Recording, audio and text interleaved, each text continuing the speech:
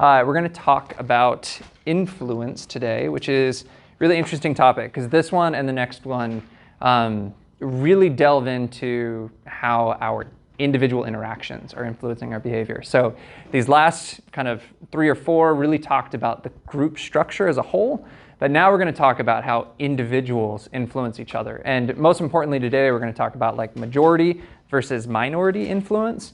And I really want to, so minority is something that has a lot of connotation already with it. And there's a lot of what we're going to be talking about today that is in line with how you think about the word minority. But I also want you to think about minority doesn't always pertain to race, to culture, to ethnicity. It's also minority of opinion, right? You can be in a group where you have a different opinion than the other people around you. And so a lot of what we're going to talk about today is going to kind of fit all of those different molds in slightly different ways. But we'll talk about how much energy people have to put in to kind of convince the group if they're in the minority versus the majority, and how that all kind of plays out. So today, like I mentioned, we're going to look first at majority influence. So what is it about being in a group that causes you to really give up a lot of like your actual individual preferences and to just kind of go with the flow? Because what we're going to see is that it's really, really powerful. You're in a group of people and you may not agree with what they think, but oftentimes you will go with it. Even if like still inside you're saying, I don't really agree with this. This power of majority is really, really intense. And then we'll look at the other side of this and see what kind of hoops the minority has to really jump through in order to instill change. And something I want you to really think about through all of this is back to this concept of like individualism versus collectivism, right? The majority is really trying to create this collective environment of like, we are a group, we all believe the same thing, we're all on the same track. And the minority is kind of the fight of the individual of like, look, I still have my individual creativity, I have my individual preferences, my individual desires. How do I get the group to care about them? And what kind of work do I have to put in to actually make that happen, right? And so we'll look at kind of what the different types of influence are in terms of whether it's information that's being used to gain influence, whether it's just the social norms and the rules that are created that kind of force behavior in a certain direction, or whether it's actually the interpersonal interactions between people. And then at the very end, we'll kind of look at a case study. We'll look at juries, because that's a really good example of influence in general and how that plays out in groups, and the fact that it has a really big influence in our society and on people's lives. So influence in general is just kind of getting at this idea that, yes, there is this structure that has a big part to play in our behavior and what we do, but so much of our behavior too is all about these other people. There's a lot of our time, I was just talking to my advisor about this before I came over, we spend so much of our time worrying about other people. And like there's entire branches of philosophy that are all about like, how do you build yourself up? How do you really kind of get away from everybody else's expectations, from everybody else's like motives, and really start thinking about yourself? And I mean, I fall into that trap. I'm thinking about my family. I'm thinking about what my wife wants, what my child wants. I'm thinking about what the institution and all the people around me want from me, right? And a lot of that is from the group down to the individual, right? It's what my family wants me to do, what my organization or my work wants me to do. And that has a huge influence on the decisions that I make. I've always had a really big problem with the term free will. Like I think that we're making decisions, but it's the fact I don't like the word free, because our decisions in every single moment are extremely constrained by all of this stuff, right? Like, yeah, we have a decision to make, but like, what does that decision actually look like? And then this is kind of the other side of, so this kind of group to the individual is thinking about that in terms of like majority influence, but you can have influence that comes from the individual to the group, and that would be your minority influence. But there's this really big point here is that in order for a minority to have any type of influence over the group has to really accept that person and that idea and actually think about it, right? So majority influence increases the collective nature of the group. It increases conformity. It gets people to all kind of buy into the same idea. And minority influence sustains the individual. It allows people to have their own voice. And you see norms that pop up around this, kind of tying things back to our last lecture. There are certain cultures that have a lot more structure that kind of revolves around majority influence. And like our culture is moving, I think, a little bit more towards one that supports minority influence, that supports creativity in the individual's motives and desires. Hopefully, we'll see. So we'll start with majority influence. And this is something we've talked about a lot, thinking about identity, right?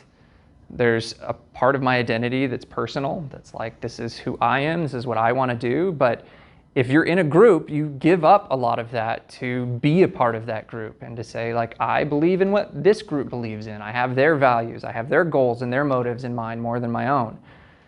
And this leads to a high level of conformity. So this is just kind of your standard textbook definition of what conformity is. I think we have a pretty good idea, all of us, of what conformity is. But you really got to think about how many different levels of yourself that conformity is hitting, right? It's hitting your individual opinions, things that you think are your opinions, but really are probably part of the culture that you're a part of, the type of movies you like, the type of food you like, your judgment, how you value things in life. Let me turn my phone off. Sorry about that.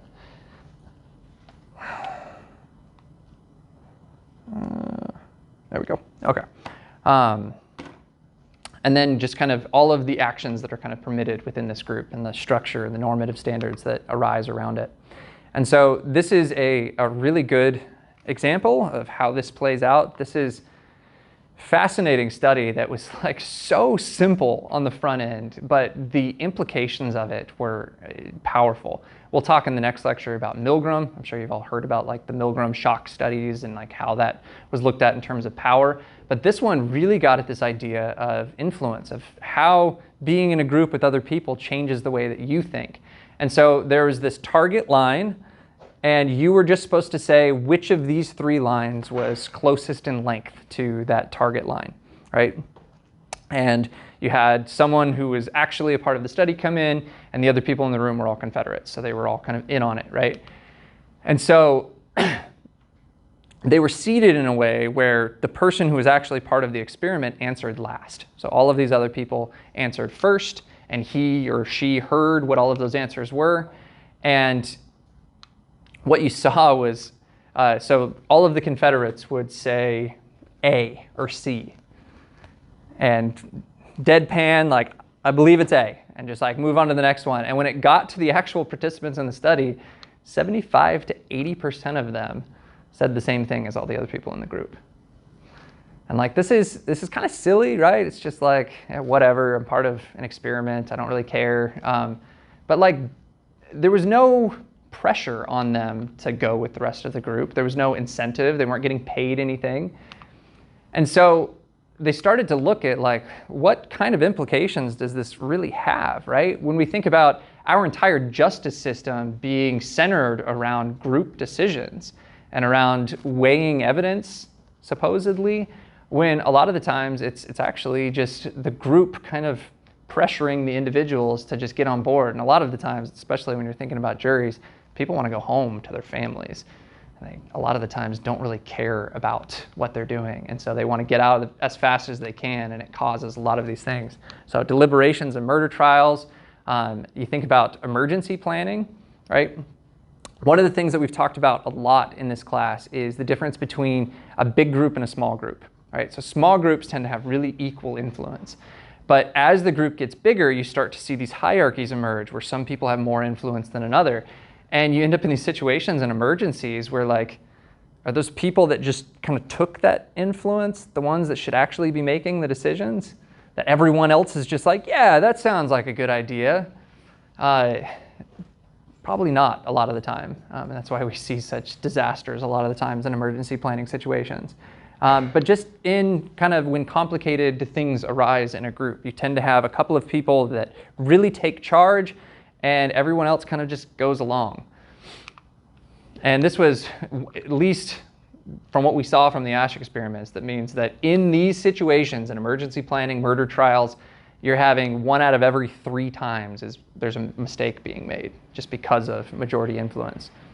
And so it kind of challenged Asch. I mean, they were kind of given a gold mine with this. They were like, oh, here's a bunch of grants to look at all of the different angles of this and to really see like what is influencing this phenomenon that we're seeing, right?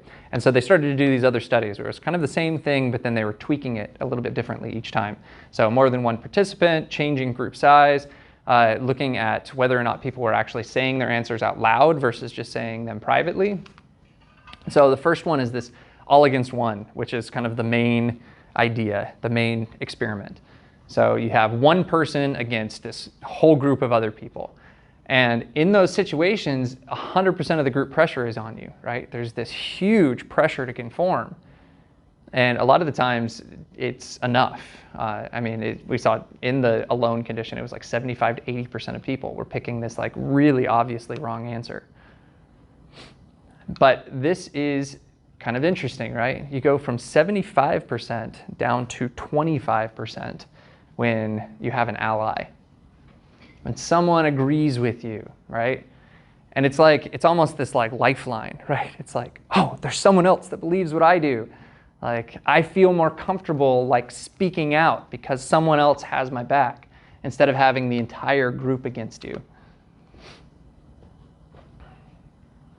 And so they had some of the Confederates that would disagree with the majority, but they would still give an incorrect answer. But the dissent itself, so if there's any type of perceptual crack, right, of like, not everybody's getting along. You know, like Angie loves Survivor. It's like the main thing in Survivor is like looking for the cracks, looking for any kind of dissent. And that's what gives you the power to really kind of break in and start breaking up the majority. But this is a really strong point down here at the bottom, is that if you have an ally, if you have a partner, and they revert back to the majority, you're now back to square one, and you have the whole group against you. A lot of the times you feel backstabbed, and like the pressure's even higher at that point. I didn't mean to call you out, Angie.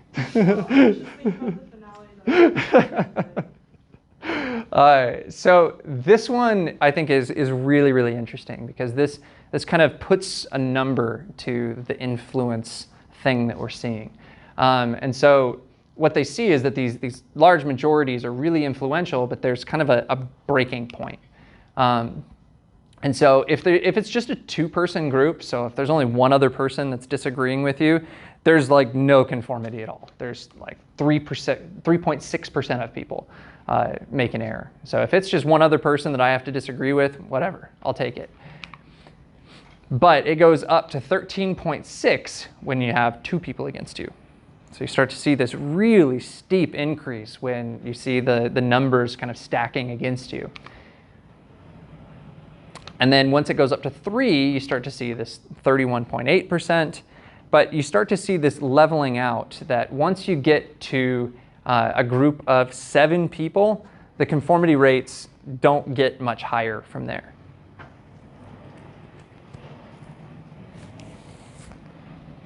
And so this kind of speaks to like equal influence is in groups of like 4 to 5. Even when you're getting up to like 4 or 5, you're starting to see some of this. But this is when all of the other members are against you, right? So in groups of 4 or 5, there's a lot more room for deliberation. There's a lot more room for really coming to a decision together. But once you get up to groups of 6, 7, 8, up to 20, you start to see really strict hierarchies emerge and influence patterns that really start to push a lot of this majority stuff. But what's actually going on in the heads of the people that are conforming?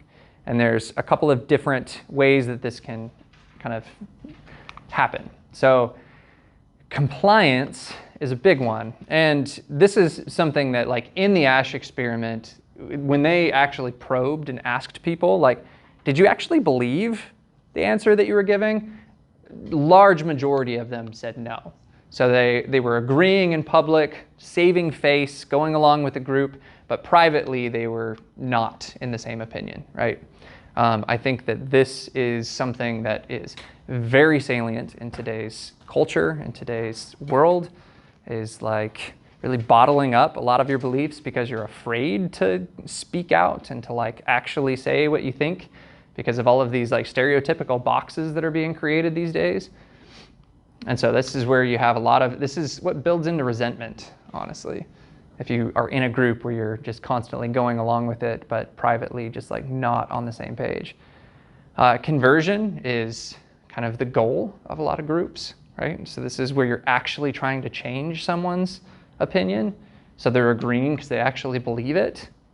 They've actually bought on to what you're trying to sell as the majority. And then congruence is the boring one. Like there didn't need to be a change in the first place because the opinions were already in line with one another.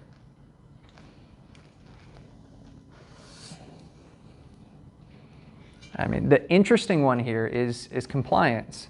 Because like, what is it that makes us suppress what we actually believe? What is it that's so scary about speaking up and actually saying what we think and saying what we believe? And I think that it ties very much back into what we talked about in one of the first lectures with like the hierarchy of needs. Our social needs are, a lot of social scientists talk about the need to belong as being as powerful as thirst and hunger. And I think that's what's driving a lot of this. The fear of ostracism, the fear of being put out, of not being accepted by your peers, makes you do a lot of things that you don't want to do. This is a weird button. Yeah. Did anybody see Not Okay, the new Hulu movie? I heard it's good. Analyzing group dynamics from that movie. Interesting. Like, the need to belong from that movie is very interesting. If you ever I'll have to check it out. It was a Jordan Peele, wasn't it? No. No. It was, Oh, I thought that was was. Zoe Deutsch. Gotcha. Was the main actress. It's very, very interesting. I'll check it out. The psychology of that movie. Oh, No, it yeah. was Jordan That's Peele, right. yeah. That's right. Very similar things. So what about the people that don't conform, right? The people that are like, no, I'm not playing this game. We've hinted before that there are certain situations, certain environments that will allow for more of this or not. Collectivist cultures tend to kind of frown on this and tend to punish it. And so there's a couple different kinds of nonconformity. And it's kind of important to kind of separate the two of them. So dissent is this actual, I believe something different than the group, and I feel like I need to express my opinion. And this is something that the minority goes through that we'll kind of get into, is that it's usually this independence process of like no, we need to change this. We need to challenge the majority views. And so it's about your personal standards, it's about your beliefs and your values. The other side of nonconformity is anti-conformity. So this is not necessarily going against the status quo just because I believe in something different. It's just because I don't like the group, right? I might completely agree with the group. I just want to be kind of a rebel and go against the grain. I mean, you see this a lot in teenagers, right? And so it could be motivated by rebelliousness. It could be obstinacy of just like, I just don't want to do what you guys want to do, even though I know it might be good for me. But this is where devil's advocate falls into, of like sometimes taking an anti-conformity position where like you agree with what the group agrees in, but you want to challenge the group to really think out all the options, all the different angles.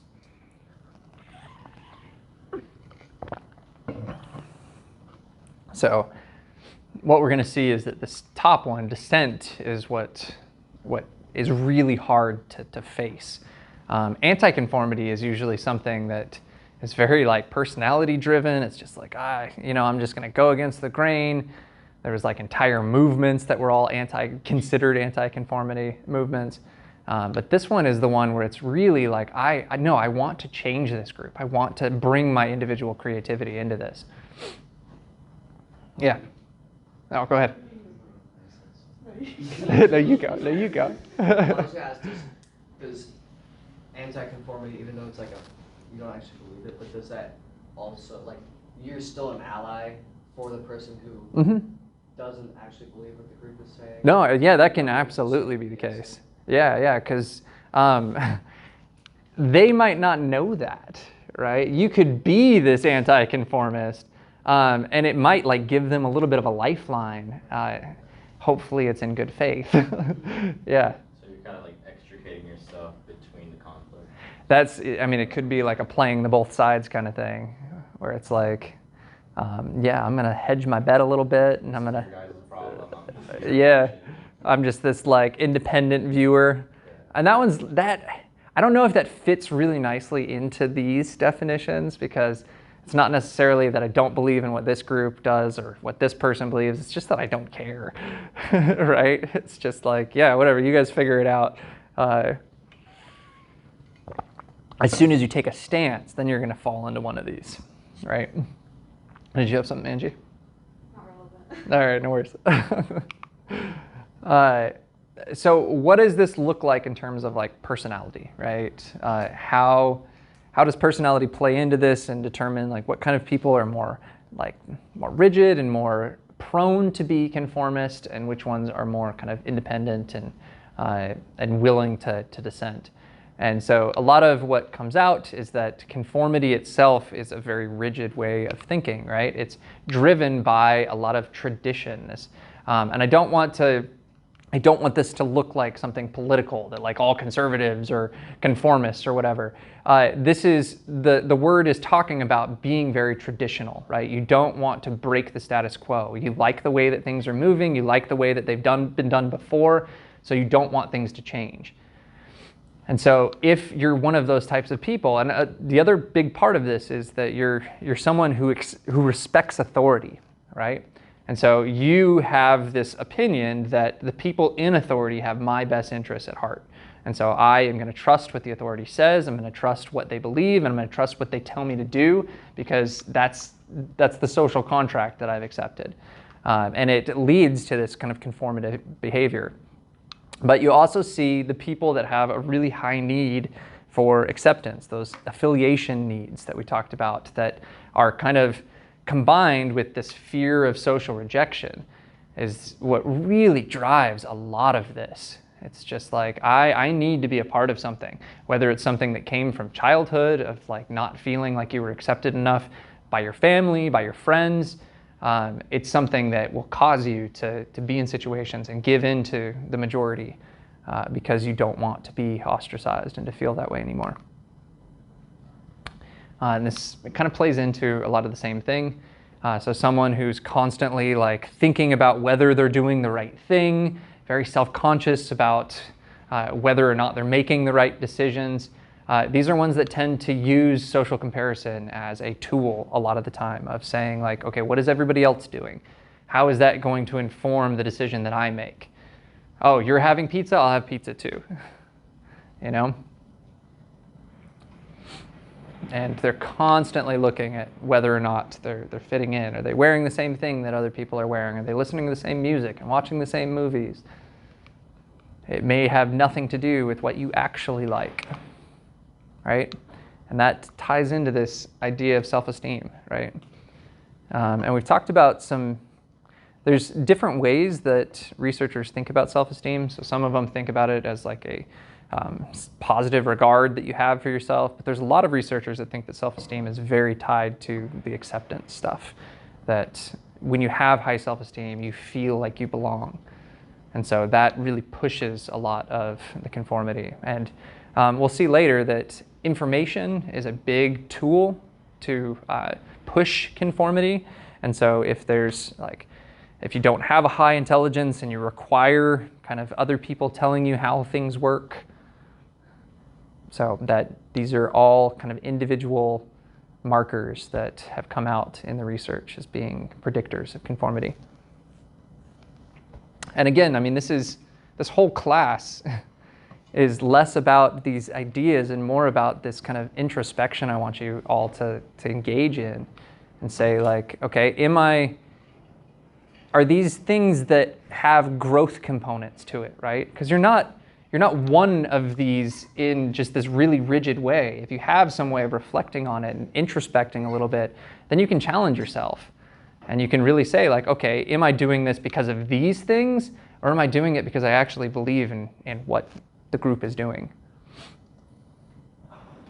So, and there's different contexts that are environmentally driven, right? A lot of them are things that we've talked about. So really cohesive groups tend to have really high conformity standards. That's what leads to things like groupthink, like we talked about. And when you have, as the group gets larger, these are things that kind of go hand in hand, like the highly structured and the larger. As groups get bigger, you have to create a lot of structure to make all of the behavior really predictable. But those rules, those norms, are things that really kind of start aligning everyone's behavior. And a lot of it, and this is something that comes out in groupthink too, is this idea of accountability, of really like finding the people that aren't going along and coming up with ways to punish them or to exclude them or ostracize them. And that fear of punishment then kind of comes back into the cycle and leads to more conformity. Difficult tasks is another one too. There's a lot of pressure to all get on the same page because the group is threatened in some way. So, and these are groups that have low conformity. And so what is interesting that, like, as I was reading through these this morning and thinking about when I taught this last, is that this slide really makes it seem like, or a lot of what we talked about so far makes it seem like conformity is like a bad thing, right? I don't think anything that we talk about in this class is like better than the other one, right? These are all continuums that you have to find a really nice balance in, because when you start to look at low conformity rates, you start to see a lot of problems arise too, right? It's a sign of dissension. It's a sign of splitting, of cohesion breaking, which is probably going to lead to lower performance. It's going to lead to lower satisfaction in the group. But then you have good things too, like I would love to be a part of a group, and I am right now, but groups that have norms that encourage creativity, that encourage individual dissent, that participate a lot more in what we talked about in the last lecture, accommodation, of saying like, I'm going to kind of accept what you say and try to change how we do things a little bit. But then you have this other really negative one too, that like, if there's a history of really poor decision making from the top down, it starts to erode the trust and authority, which starts to erode the fear of punishment, which turns into like everybody like, I'm not really going to go along with what the group does because I'm just going to do my own thing. And then these other ones down here are ones that anonymity isn't one that we've talked about a lot, but that's a really important one. If you're able to be anonymous, then you're able to like get away with not being afraid of the group, right? It's like, I'm putting my ideas out there. There's no way for them to be linked back to me, so it's okay. I'm able to dissent in a way that's safe. But then allies, high status is a really important one, right?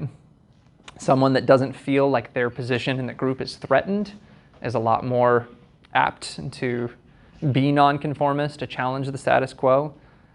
That's why they say, like, when you get tenure, you can say whatever the hell you want.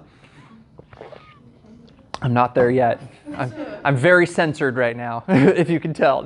So this slide is really interesting because this one gets into kind of our current climate, right? That a lot of our time now is being spent online. And so is the online sphere somewhat different? And it's kind of interesting because you'd think that with there being this like level of anonymity online, to a certain extent, like some of your profiles are like you, but there is the ability to be a lot more anonymous online. There's actually a lot higher conformity rates online. And I think that what is happening is kind of this idea here in a nutshell is that people are using online forums and groups and discussions to find groups that they belong to find collectives, to find other people like them. They want to form groups. And so because of that, they want to be a part of them, and they want to like kind of shed some of their personal identity because it's like, oh, well, I'm a part of this really interesting community online. And so there's this interesting thing that comes out in the research that like when these people receive messages from complete strangers and people that like they're probably never going to communicate with in the future, that a lot of the times they'll change their decisions. They'll change what they think to try to please this anonymous person. When you deal with trolls, like, I mean, I've had a lot of comments on the videos that I post on YouTube that like are just someone just saying some crappy thing, but it like it gets you. You're like, do I need to like change something that I did? Something that I think is really interesting about this is that like we live, and we'll get into this in the last lecture of the term when we look at like support and like how we lean on other groups, but like the fact that you can get online now and find anyone like you is insane.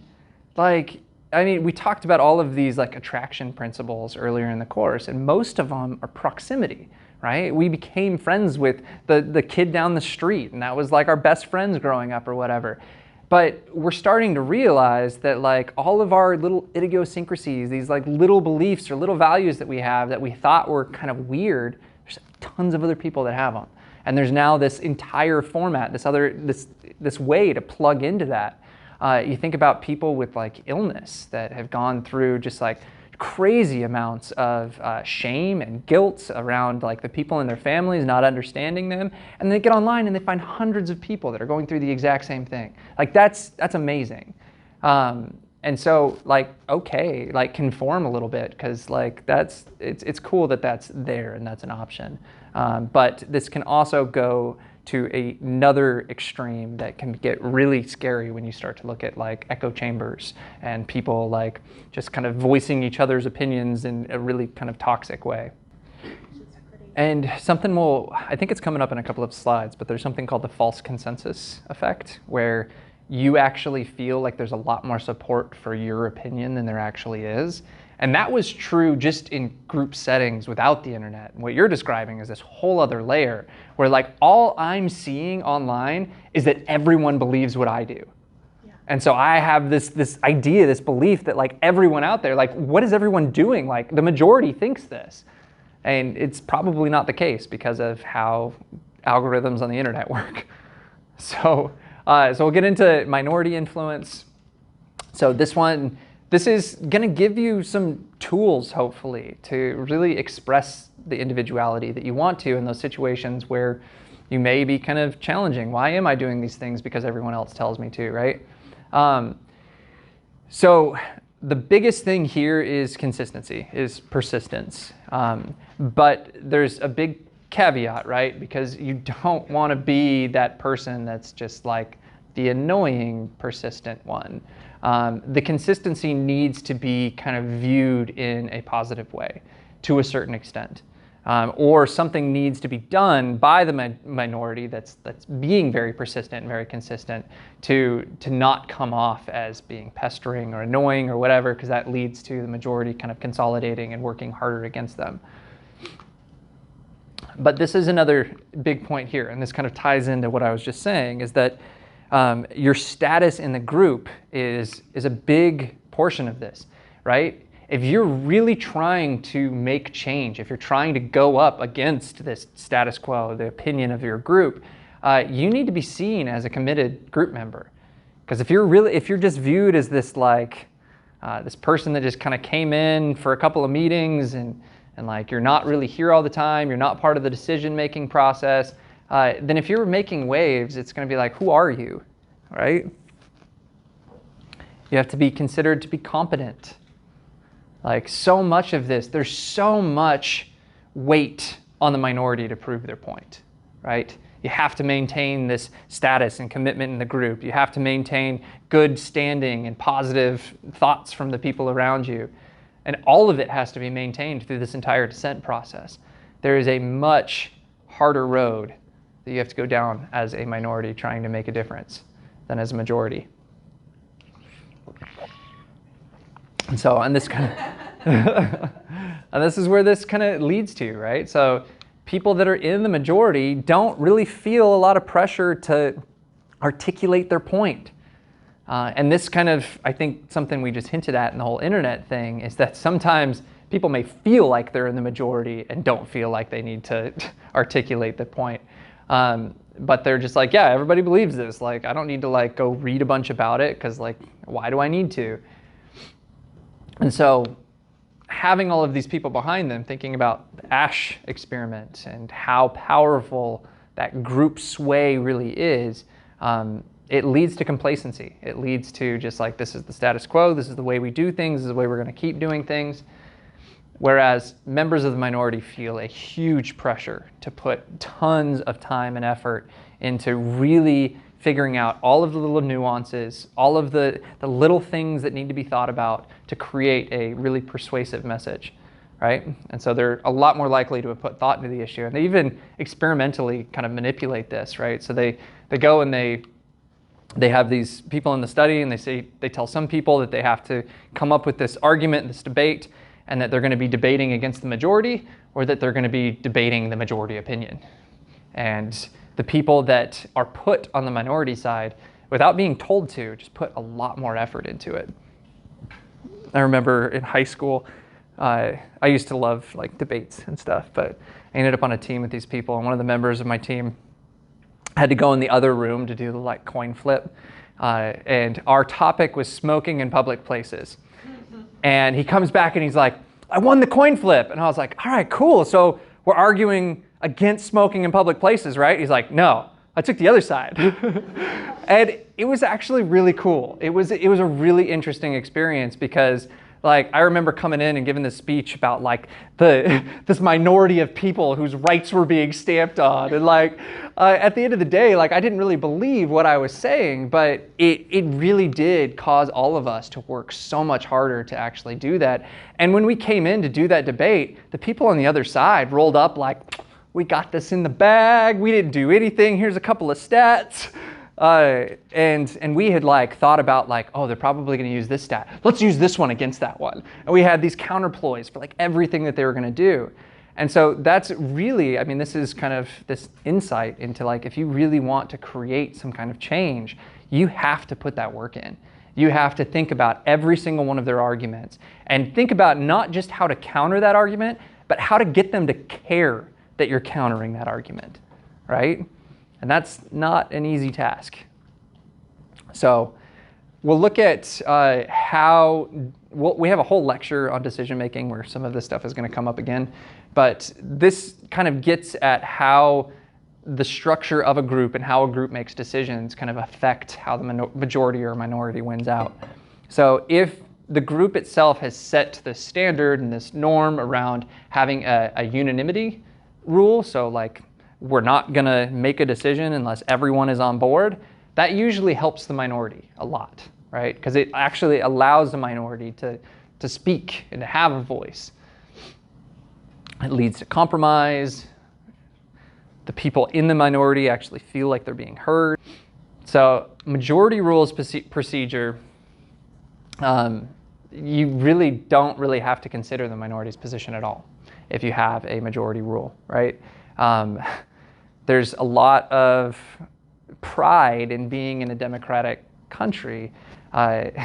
Socrates thought that democracy was like one of the lowest forms of government. It was like right above tyranny because he called it mob rule, because you end up in the situation where the minority doesn't have a voice, doesn't have a chance to speak. I mean, there's a lot being done to try to give the minority a voice. But this can be a really detrimental part of a democratic way of going about things and having majority rules procedure. So, and this is just kind of this caveat down at the bottom, is that like the like textbook how these are supposed to work kind of thing breaks down when you start to look at people like doing things for ulterior motives and not. I mean, you see in majority rules procedures, you oftentimes see people form like cliques and like groups to congregations or whatever to fight against the minority positions that are kind of unethical in a way. But yeah, and that's why majority rules, like the idea behind majority rules in practice should be a good one. It's when people kind of use it to their own advantage that it becomes a problem.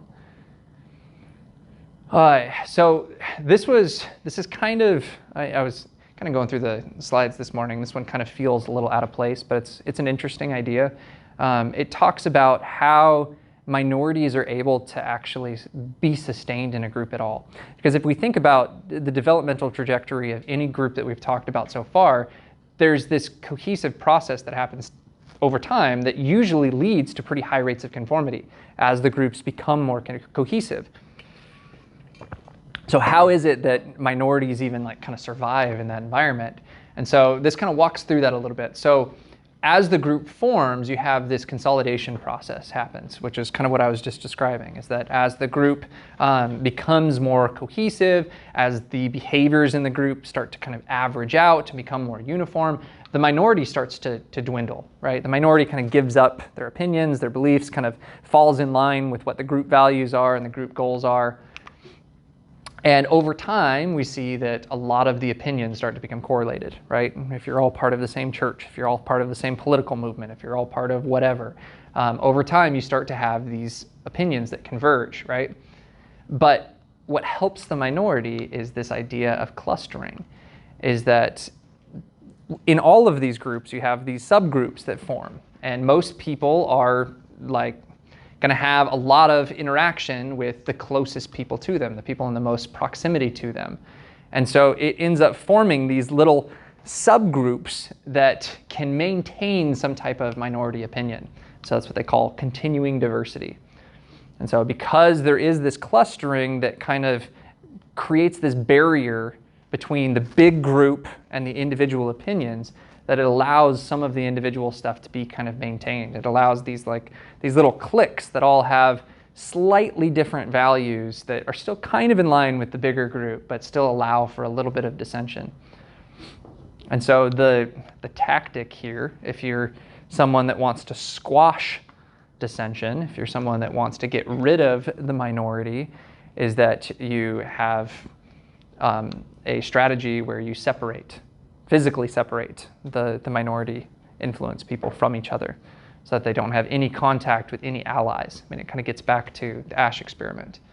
So that this allows for allies. It allows to see that there are other people that are kind of like me. So that's the thing, is that a lot of the times when you're in these subgroups, you're not having a conversation with the group. You're having a conversation with your friend in the group. And you're like, yeah, I agree with like most of what this group does, but like, you think this is kind of crazy too, right?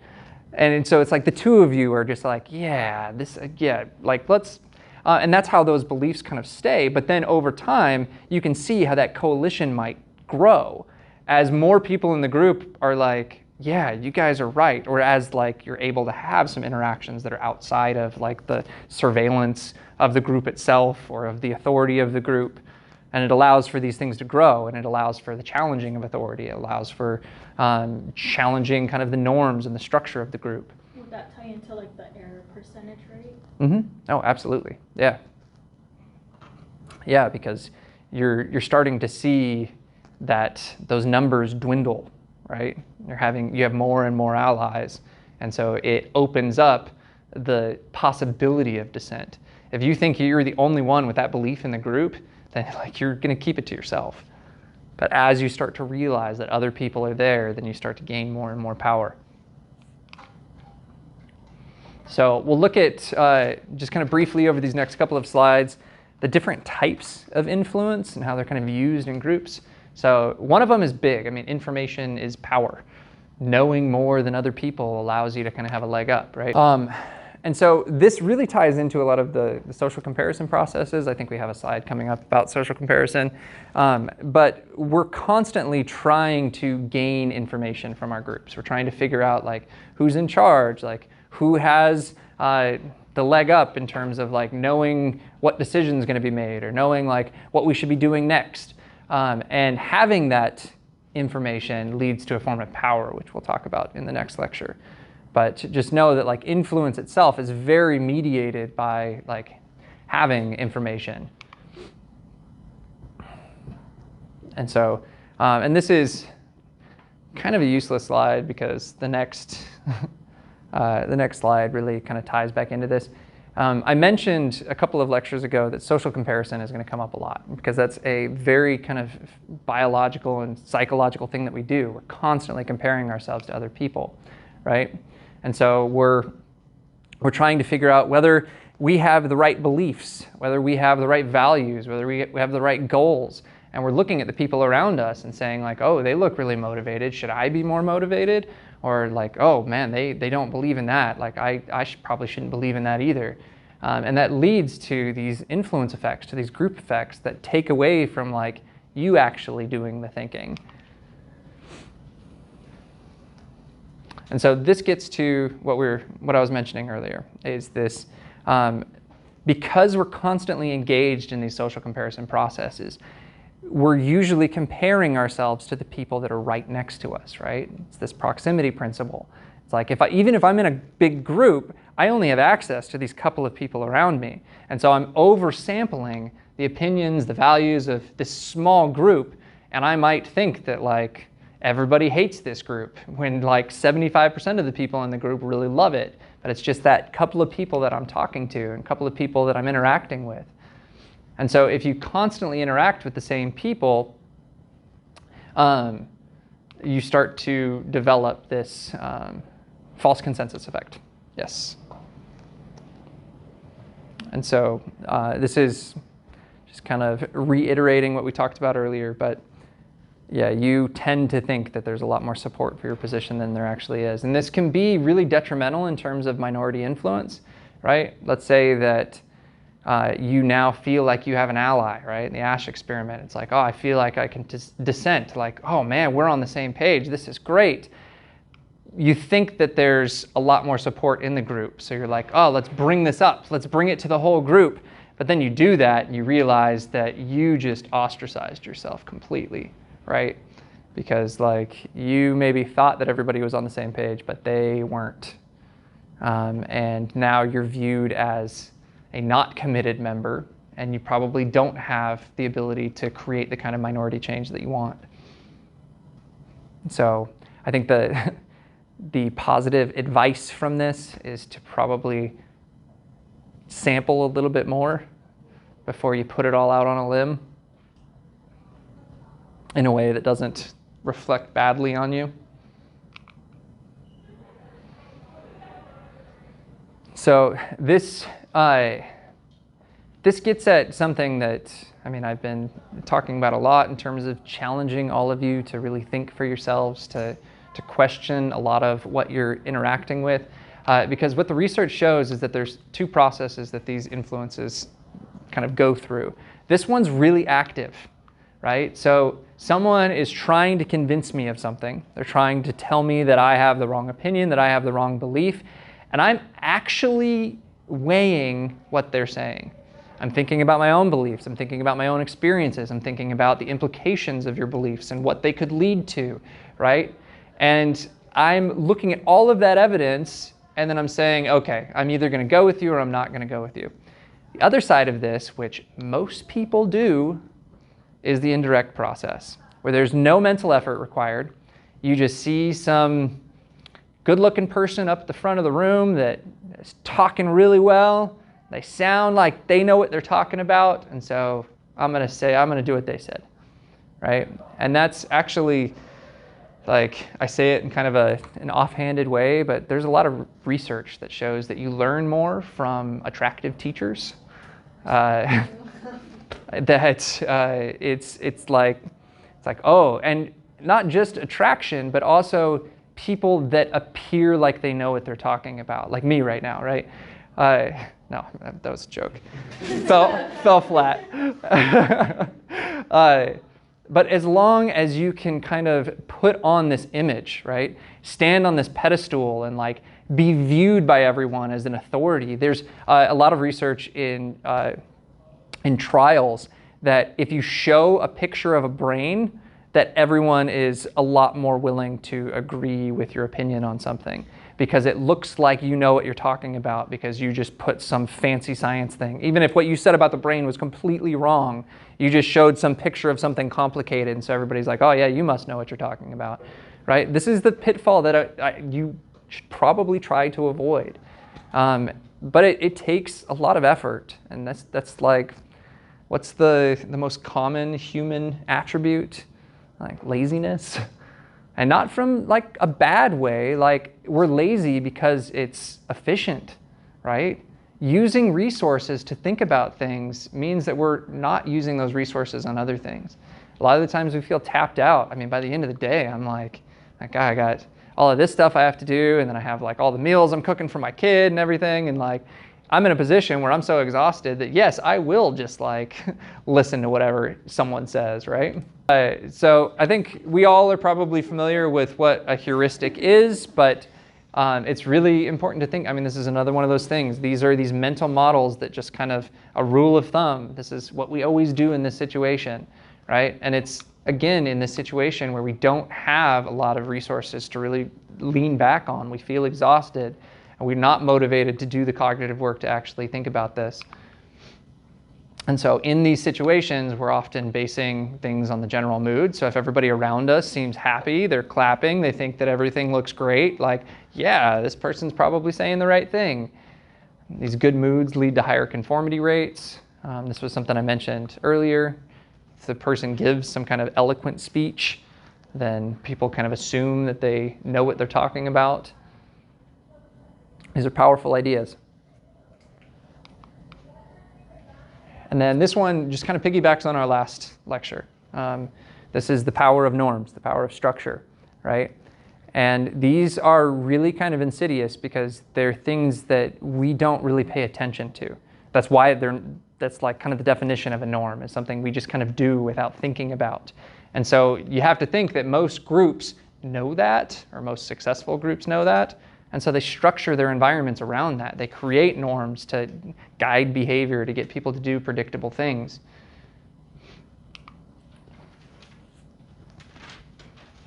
So, and they're also these, this is an interesting point, because yeah, when you think about structure, you think about these like externally imposed things. But norms are also beliefs. I mentioned in the last lecture, like the whole idea of like feminism, and even about what it means to be a man or a woman. Like those are things, those are beliefs that our culture has instilled in us. And when you go to other cultures, there's different beliefs about what those roles look like, about what family roles look like. And those internalized standards dictate a lot of why you do the things that you do and how you tend to give influence to other people, whether you respect kind of a patriarchal way of doing things or a matriarchal way of doing things. Like that, those norms and those standards dictate a lot of the influence that happens in groups.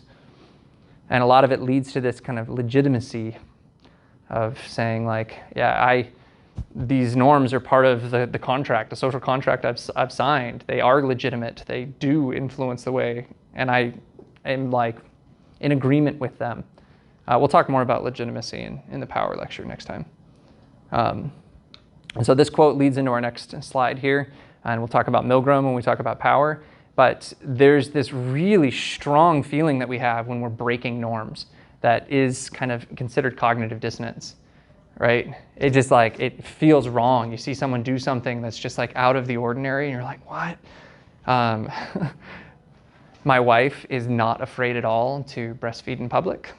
And there's no, like the laws specifically say that like you cannot refuse someone doing that. And when you really think about it, like the kid needs to eat. Like, do you want me to go feed my kid in the bathroom? Do you want to go eat in the bathroom? Like, but you look around and you see these people that are just like, what are you doing? And I mean, even me at first, like when she started doing it, I was like walking behind her like, there's this feeling, this dissonance, and there's this really strong urge to correct that, to find out like, oh, and I mean, for me, it was just like acceptance. Like, my wife is a brave woman. And so it's very much built around the acceptance idea that we've talked about. There's a lot of discomfort in disagreeing with other people, right? And so there's a lot, so the normative influence itself, these structures and these rules in society that produce these really like strong gut feelings tend to be a lot more powerful than just kind of interpersonal influence. And then I think I'm not going to rush too much, but I think we're getting to the jury stuff here in just a second. And so a lot of this too is about kind of this averaging of behavior, of trying to emulate like what it means to be a prototypical behavior or a member of this group that I'm a part of. And that prototype is something that's kind of created, that you start to kind of internalize. Like, what does it mean to be a part of this group? What does the behavior look like? What are my motivations and my beliefs look like? And that tends to create this us versus them kind of dichotomy, right? And so it creates this environment where we find people that like aren't fitting that mold, that aren't fitting that prototype, to be kind of distressing. Like, I don't want them around. They're not like us. And it really kind of,